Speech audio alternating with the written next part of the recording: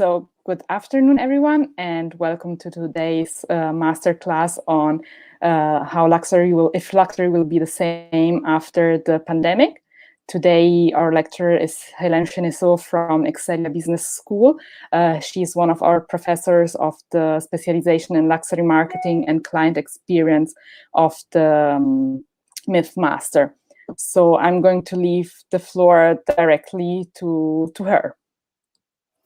Ok, buongiorno a tutti. Ci sono 30 anni che non parlo più italiano, se non vi dispiace faremo il corso in inglese. Okay, so as you probably know, COVID-19 had a significant impact on the economy overall, and luxury goods are often referred to as unnecessary items.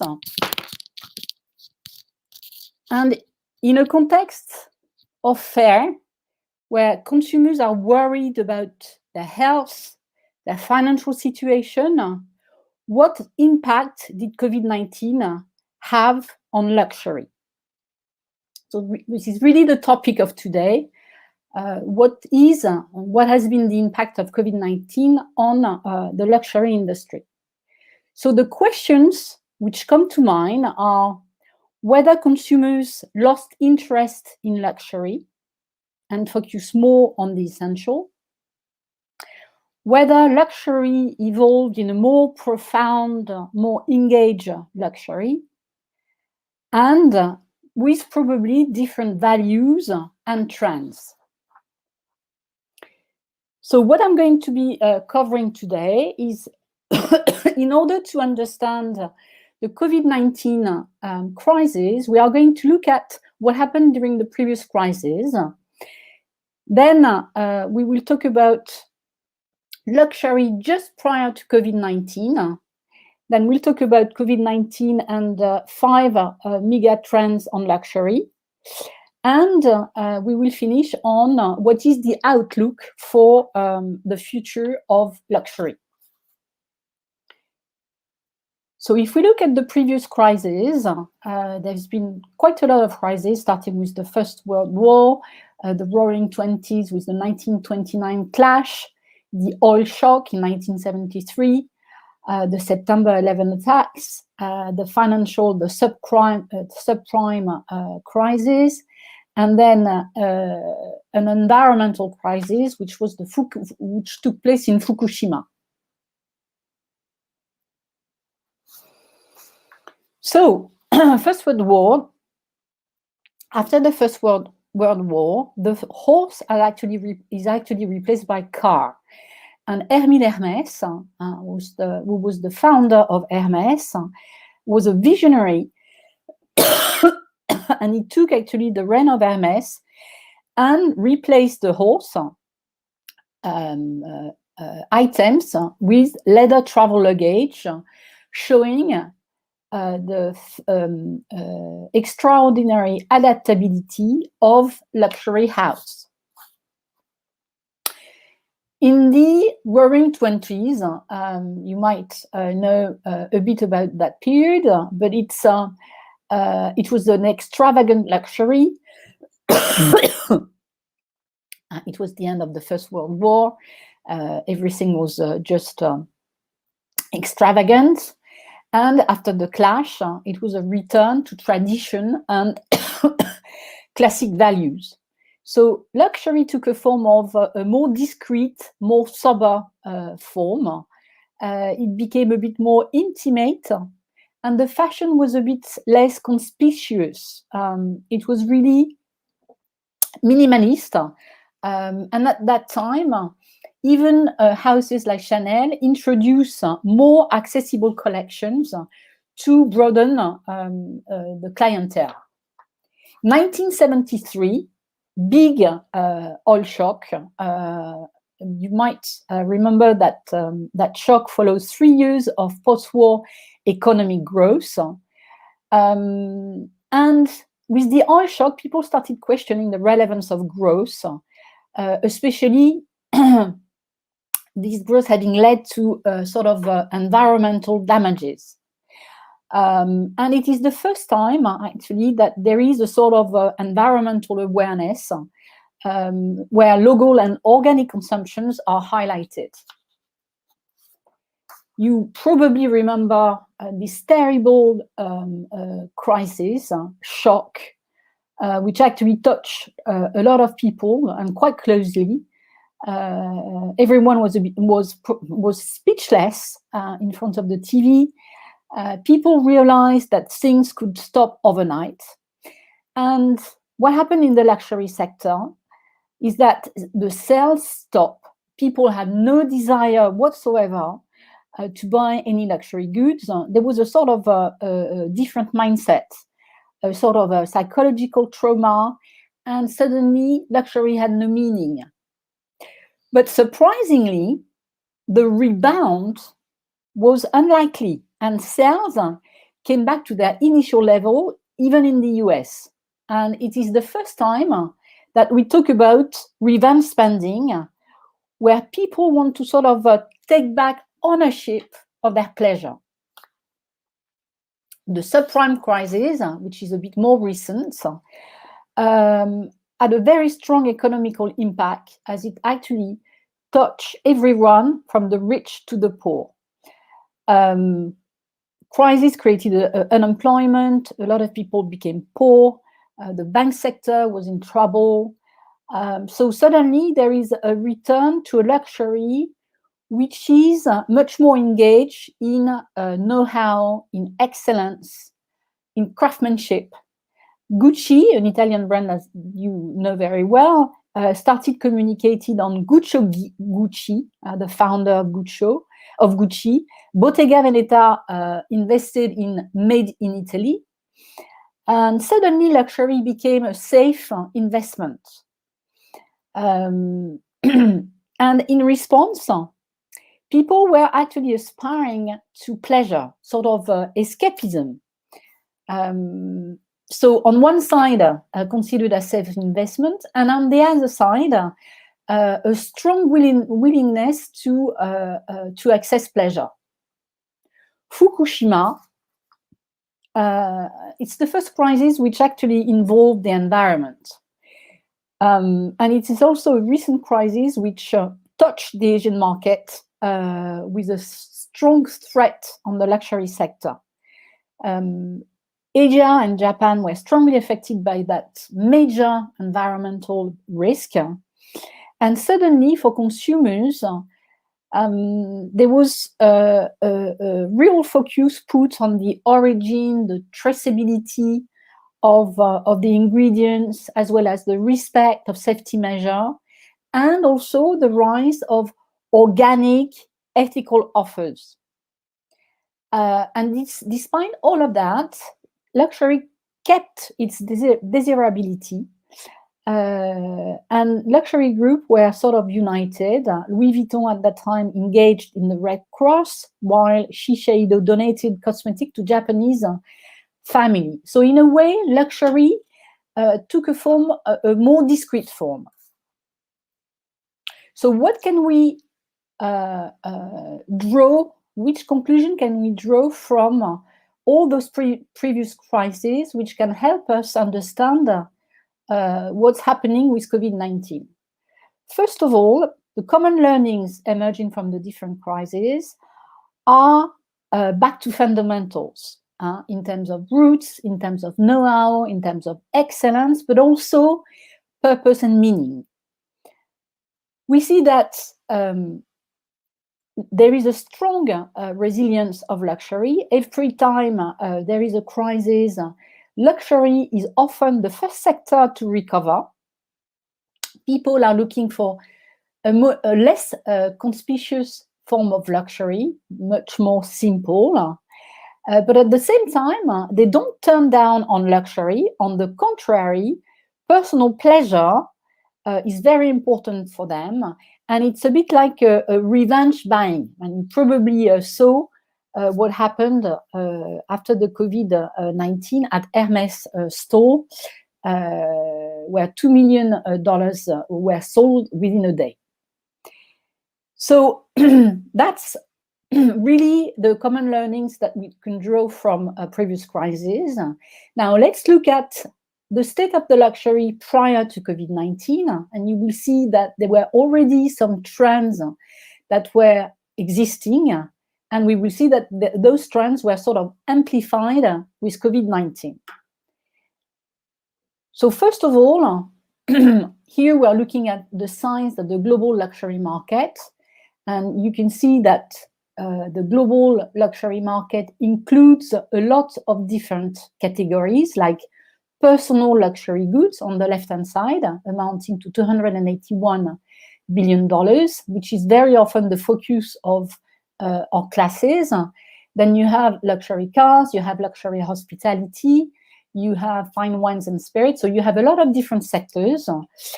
And this sector, the personal luxury sector, has been a very dynamic market, which has actually more than tripled over 20 years. So very buoyant market. In 2019, what is important is that Chinese clients were actually the most important nationality in terms of luxury clients, above American, above European, and above other Asian nationalities. Luxury market was a market which was tourist-driven. You see that in 2019, 60% of the luxury clients are actually tourists. What happened also is the rise of the young luxury clients. If you look at the percentage of Generation Y and Generation Z, they account for 44% of the total luxury clients in 2019, which is a big shift, because historically Gen X and Baby Boomer were the majority of the luxury clients. So the key takeaways that we can draw are first, the luxury market has been a very buoyant market, which more than tripled over 20 years. Chinese, the number one luxury nationality, accounting for a third of total luxury clients. A market which traditionally was tourist-driven, which is sort of evolving towards more local clients. And new Gen Y and Z accounting for 44%. So actually, 60% was, the market was traditionally tourist-driven, but you see here that local tourists are actually taking the lead. So now, in terms of values, we see that luxury is evolving from past codes like secrecy, like exclusivity, like distance, to much more open values like transparency, inclusivity. So if we look at them one by one, secrecy, probably you know that in luxury, the know-how and the manufacturing processes were kept secret for a very long time. And today, with the rise of environmental awareness, transparency, the origin of production, the made in, the workers' condition, the traceability of materials are becoming really important. So we really move from that secret concept to much more transparent luxury. Second value is moving from exclusivity to inclusivity. Exclusivity has always been part of the luxury DNA. In fact, it's a way to stand from fast-moving consumer goods, because luxury is unique, it's exceptional, and it should not be accessible to the majority. So if everyone else has access to the luxury goods you own and aspire to, they cease to be luxury. They cease to be aspirational. They don't offer any longer the extraordinary pleasure and comfort. But today, all luxury brands advocate diversity, inclusion, and gender equality. So again, a big shift in terms of inclusivity. It is also evolving from a distance to a much more closer relationship, to some proximity. If you think about it, high-end luxury stores such as Berluti, they kept their doors closed deliberately as a way to prove that Berluti shoes were only accessible to the elite. Today, of course, luxury brands pay a lot of attention to delivering an exceptional product. But today, what is also very important is the very close relationship with clients, existing or potential clients. And this phenomenon is actually amplified, as you might have realized, is amplified with social network. Luxury brands are often associated with superficiality, especially when clients buy the luxury brands to show off their status, to use luxury as sort of a luxury of appearance. But if you think about it, true luxury is much more than that, and it has a purpose, and it's very often associated to engagement, artistic and cultural, or even humanitarian causes. But today, this is even more important. And here I selected an example of a brand which is called Warby Parker. And you see, for every pair of spectacles of glasses purchase, a pair is distributed to someone in need. So again, just to illustrate that luxury brands are even more engaged than before. Along those new values, some new trends in terms of simplicity. We will see the influence of streetwear, for instance, the idea of convenience, and also engagement in different dimensions, in terms of sustainability, in terms of circular economy, but also proximity with the clients. So a very good example of the importance of convenience when we talk about luxury is, I think the great example is Apple, all the Apple product. And you see here a smartwatch from Apple and Hermes collaboration. Convenience, saving time, functionality are new facets of luxury. You see also that there's been a strong influence of streetwear in the luxury. Here you see Nike and Kim Jones sneakers, or the Triple S of Balenciaga. It's incredible, but those sneakers, you probably know the price, it's above 800 euros. So a very high price for something which is supposed to be a streetwear. This is also the case of the collaboration. In order to sort of seduce young consumers, luxury brands have sort of collaborated with sportwear and casual wear brands. So here on the left-hand side, you see Prada and Adidas, called the Pradidas collaboration, but also Dior and Nike, Gucci and North Face. So a lot of collaboration between streetwear and casual wear brand and luxury, but also engagement in 3 different aspects. First of all, sustainability. And here on the left-hand side, you see Ruina, who used a second skin packaging to replace their gift set. I wouldn't say gift set, but the very nice box where they were putting the bottle of champagne. And you see also on the right-hand side the Gucci Off the Grid. I don't know whether or not you heard about that collection, but it's a collection that uses recycled, organic, bio-based and sustainably sourced material. So again, a real move towards more sustainability. But also in terms of circular economy,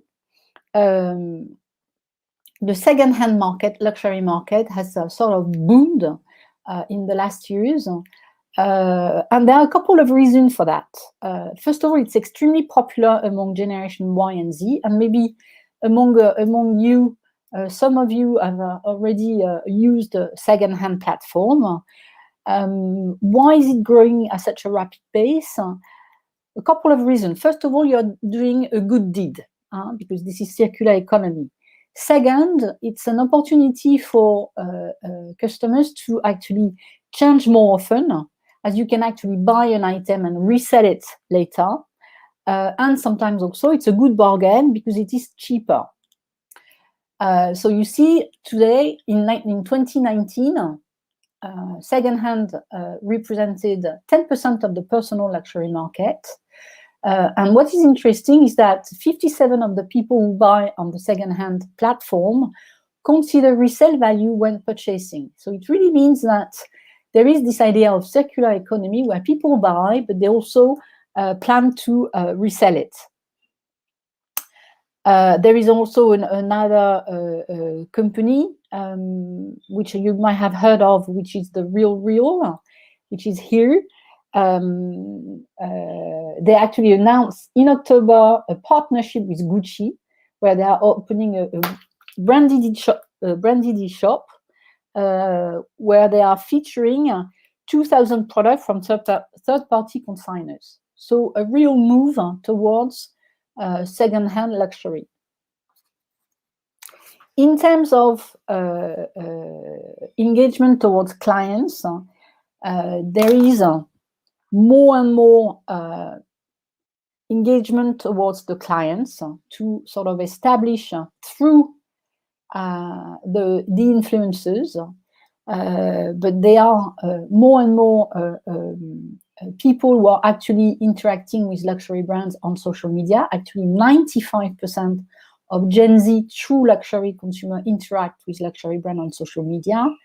And just to illustrate how important key opinion leaders have become, in China, they are affecting twice as many true luxury consumers than in the rest of the world. So just to sum up in terms of key takeaways for values and trends, you see that luxury prior to COVID-19, luxury was already evolving towards more openness, more simplicity, also in an attempt to seduce young generations. So what are the trends associated to COVID-19? First of all, it has seriously hit the luxury market, and here we are looking at personal luxury market.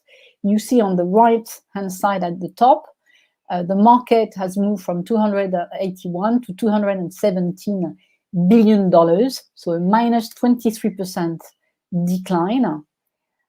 In terms of a shift, there has been an amplification of the local tourists, which accounted to 60% in 2019 to 80 to 85% in 2020. So a real shift in terms of customers becoming local customers. In terms of online sales, in 2019, and online sales accounted to 12%, and it's actually in 2020 it nearly doubled, and it actually show a growth equivalent to 5 years of growth. But at the same time, the monobrand store is not dead.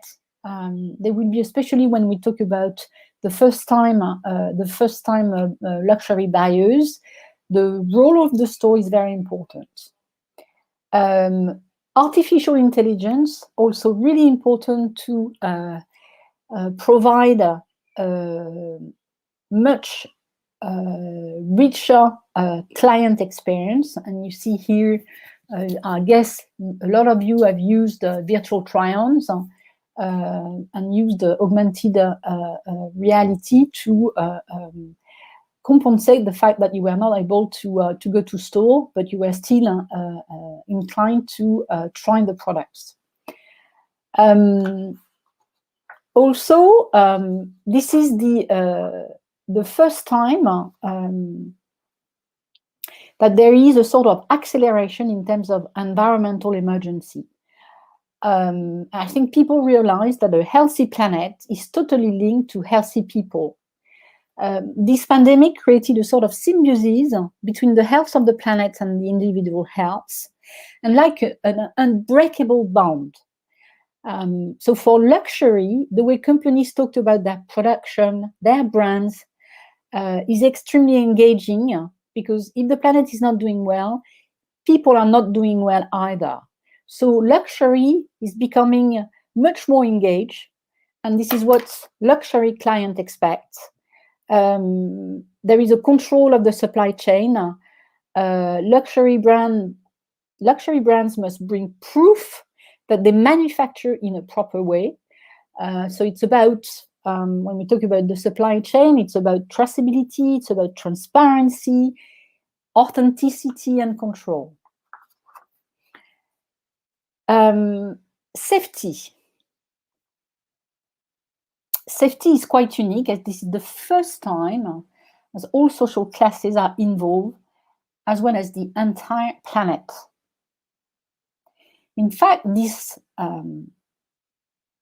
pandemic or worldwide magnitude created a sort of, I would say, a distress feeling. And this distress feeling was, of course, accentuated by the isolation and the social distancing. And suddenly, it created a change of mindset, starting with the streamlining of expenditures. People were sort of investing in what was essential. They were very cautious about their spending.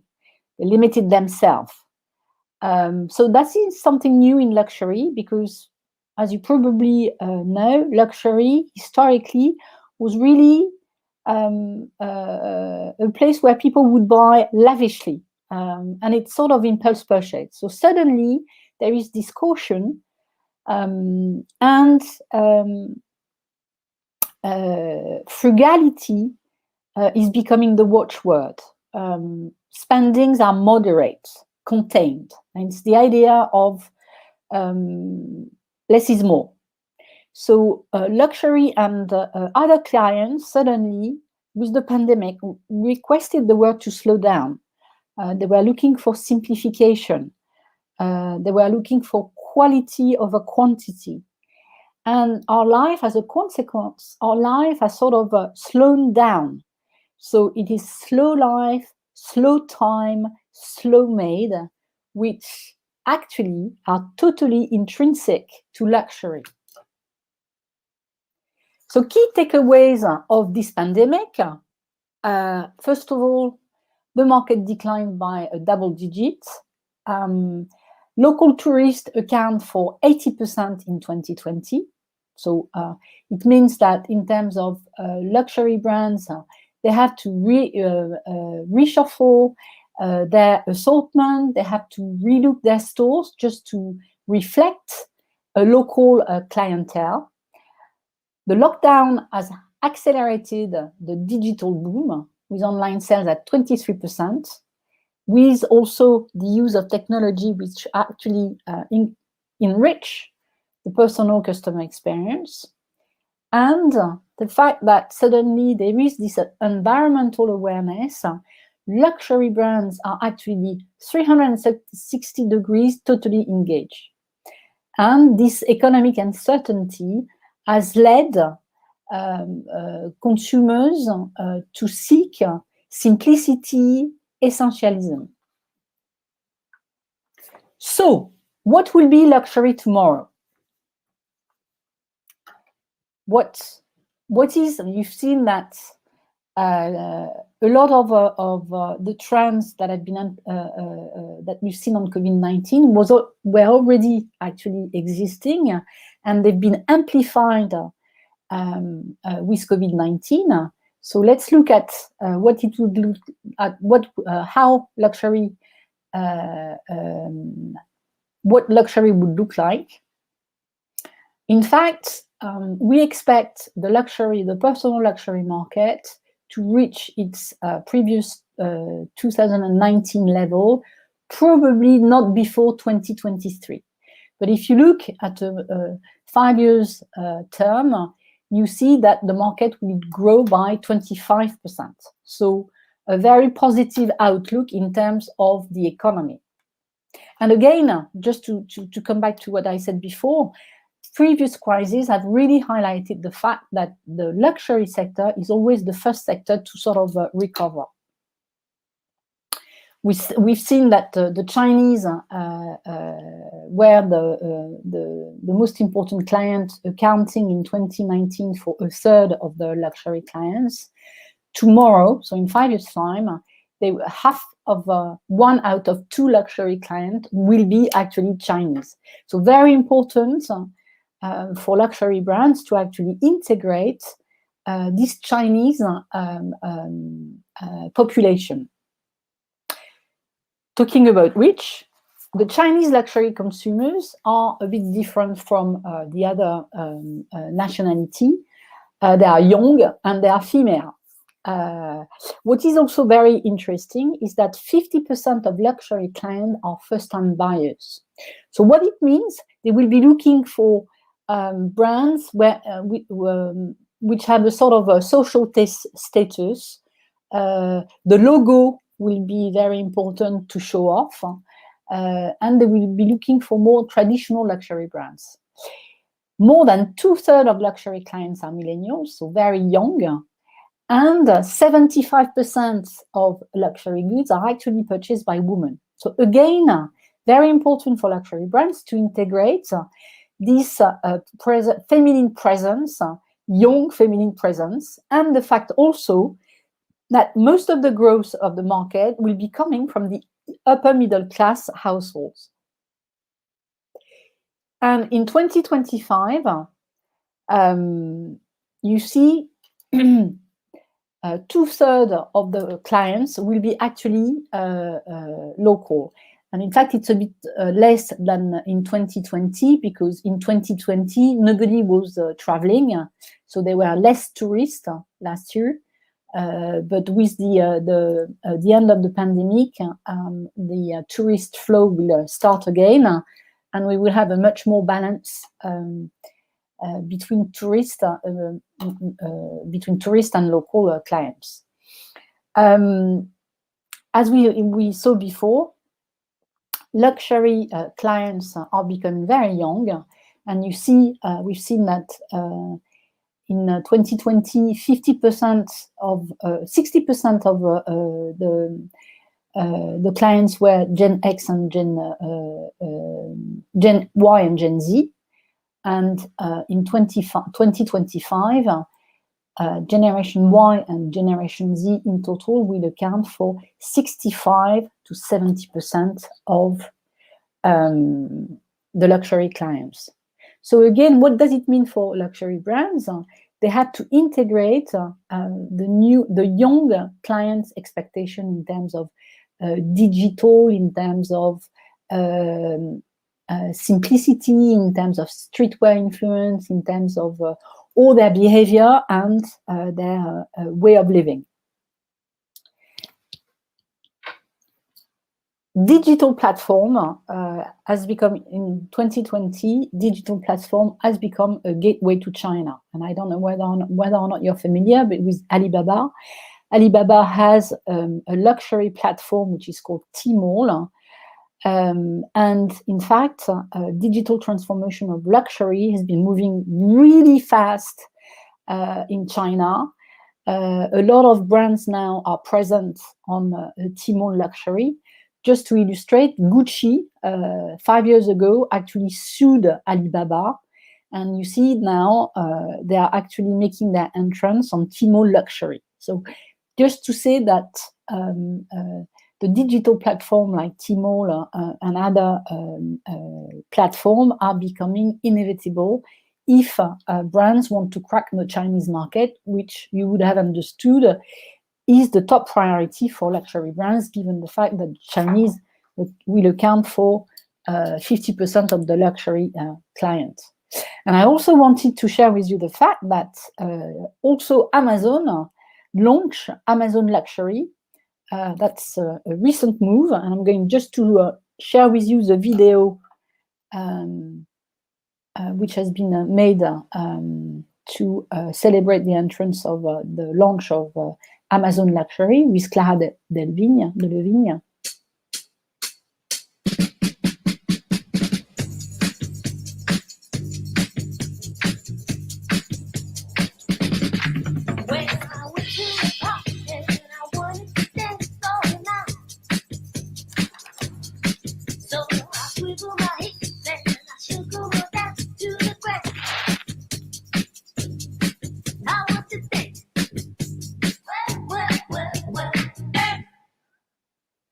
So in fact, Amazon Luxury was launched with one brand to start with, which is Oscar de la Renta, as you saw on the film. But you see how things are really evolving at a rapid pace. Who would have thought that Amazon would be launching luxury? Alibaba would be launching a luxury platform, because historically the environments are not really adapted to the luxury environment. But you see how they are actually reshuffling and creating a special corner dedicated to luxury brands. Another point is the fact also that there's been the rise of social selling, the ability now to buy on social networks. And the first one, a sort of pioneer in that respect, has been Burberry, who actually partnered with WeChat and launched the first social retail boutique in Shenzhen, which you see here. And I think we can expect more and more, especially in China, social selling. We saw that in 2020, online sale accounted to 23% of total luxury sales, and the forecast for the next 5 years is that online sales will account for 30% of the total luxury sales. What I want to say here, and this is my opinion, guys, but a brick and mortar monobrand store is not dead. Remember, we talk about the fact that the Chinese clients will be the most important clients. 1 out of 2 luxury clients will be Chinese. We also said that 50% of those clients in China will be first-time luxury buyer. So for them, the experience in a luxury store is paramount. And that's why I really believe the brick-and-mortar monobrand store is going to have a very nice future, especially among the Chinese clientele and the first-time buyers, because this is really a place where a luxury brand can deliver a unique local retailtainment and discovery experience. And again, guys, this is very important for Gen Z. A lot of people think that young generation are digital native and buying online. Not at all. Gen Z are probably people like you, people who are below 20, between 25 and 15 years old. And in fact, this generation is really very enthusiastic about going to store. So monobrand store will still have a nice future. Cult of sustainability. We've seen how important with the pandemic that people were sort of reconnecting with the essential being like starting with the planet and the development of slowness. Slowness, it's slowness in know-how, authenticity, and also a search for purpose for luxury brand. So when we talk about the cult of sustainability, it's really the ecosystem of luxury which is changing, and the idea of not damaging the natural resources, but really replacing them using probably less quantity. And this idea of protecting the planet, it's also the idea of buying less but better. There's been a lot of incentive for people to buy more in the past with fast fashion, fast-moving consumer goods.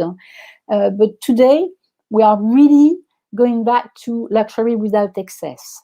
A minimalist, simple, modest, more respectful luxury.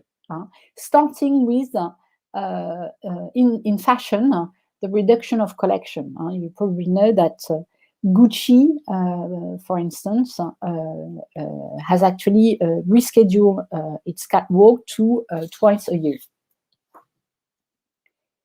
Second-hand markets, just to illustrate that the second-hand market will be very present in the future. In fact, here I said that in 2020, in 2019 it accounted to 10%, and in 2020 13%. But here, this is a chart which is coming from Vogue Business, and it's actually projecting the market to grow fivefold within the next 4 years. And it will have a very strong, there is a report that has been done by McKinsey, which is saying that every percentage point increase in the circular economy market, okay, including renting, repairing, refurbishing, could save 13 million tons of CO2 equivalent, which is huge. It's expected to reduce the fashion industry's emission by 13 million tons of CO2 by 2030. Which account for 8.5% of the total global emission reduction planned. So you see how second-hand market is actually going in the right direction in terms of protecting the environment. And just to illustrate that luxury houses are taking that topic very seriously, on the left-hand side, you see Watchfinder, which has been acquired by Richemont 5 years ago. Watchfinder is a pre-owned luxury high-end watch platform. And you see on the right-hand side, LVMH is actually considering looking at resale. So probably opening their own platform of second-hand market. Luxury, with all with everything that happened during COVID-19, you've seen that a lot of luxury houses demonstrated their authority. First of all, a lot of luxury houses were sort of united and made a lot of donation to fight COVID-19. Gucci donated $2 million to hospital and healthcare in the 4 most hit Italian regions. Louis Vuitton, L'Oréal transformed their perfume lines to make hand sanitizer. But you see today, I don't know whether or not you've heard about that designer, Marine Serre, who's 28 years old. She's a French designer, and she has really, she advocates really a strong environmental and collective approach to design. Her fashion is really about upcycling. She's also limiting her collection to twice a year. So we, in the near future, luxury brands are expected to have an authority and defend a cause. And just to illustrate that point, I don't know whether or not you heard that. That was a month ago. Elon Musk donated 15 million to American non-profit educational organization, which is called the Khan Academy. And this academy is actually trying to offer free education in addition to their available course. So you see, again, luxury brands are investing in cause. There will be, of course, in the future a data race for more personalized experience. And that is very important because to stay ahead, luxury brands must offer a double excellence of creativity on one side and technology on the other side. And here on the left-hand side, L'Oréal, I don't know whether or not you've heard about the CES, CES being the Consumer Electronics Show, which is taking place every year in Las Vegas. And they actually, L'Oréal presented its Yves Saint Laurent Perso lipstick to create a bespoke lipstick, so a lipstick made to measure that you can actually create at home. It's available with 3 color cartridges, red, nude, orange, or fuchsia. And with your smartphone, you can choose the color and the device mixes the color for the design tint. So it's really, that kind of experience can only be done with consumer data. So luxury tomorrow, what has been the impact on luxury? People less interested, a more engaged luxury. First of all, as I said before, we've been talking about revenge buying, and we've seen that in China, this has actually this has taken place at the Hermès store and other places.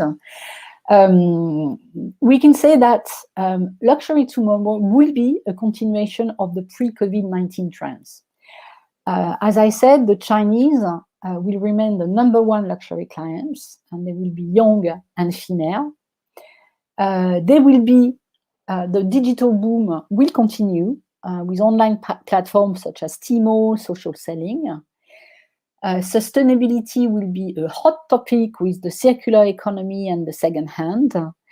Luxury brands will be more and more engaged to make the world a better place. They will really advocate their cause and their purpose. And of course, artificial intelligence, virtual reality, augmented reality, and data will be here to enrich the client experience and allow luxury brands to secure the loyalty of their luxury clients. So to conclude, there will be tomorrow 2 expressions of luxury. For those who will be the first-time buyers, remember we've been talking about the Chinese being 50% of them being first-time buyers of luxury. What will be important is the status symbol, a conspicuous form of luxury, because it's the first time they buy a luxury item, and they really want to show off. They really want to ensure that it's a luxury that is being apparent. For those who actually have already bought luxury item and are more thinking about European and American or even Japanese luxury clients, they are looking for a more discreet and personal luxury. It's not a luxury for others to show off, but it's a luxury for oneself. So, just to conclude, luxury tomorrow is seeing life through rose-colored glasses. La vie en rose. So this is the conclusion of my part. So, by all means, if you have any questions, don't hesitate. I'm here to answer your questions with great pleasure.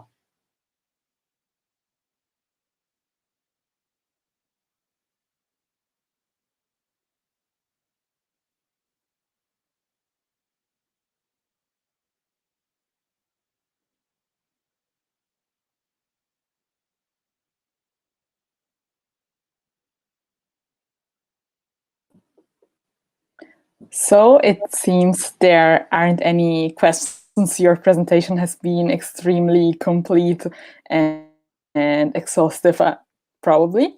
If any questions should arise, both on the presentation and on the courses offered by you, please do not hesitate to write us an email, and we'll be happy to get back to you. Okay, so you've been very quiet. Yes, a very quiet audience today. Very quiet audience. Yeah, I hope they are not shy, because I'm quite happy to answer any questions that people may have. So don't hesitate. It's an opportunity to further discuss if you want.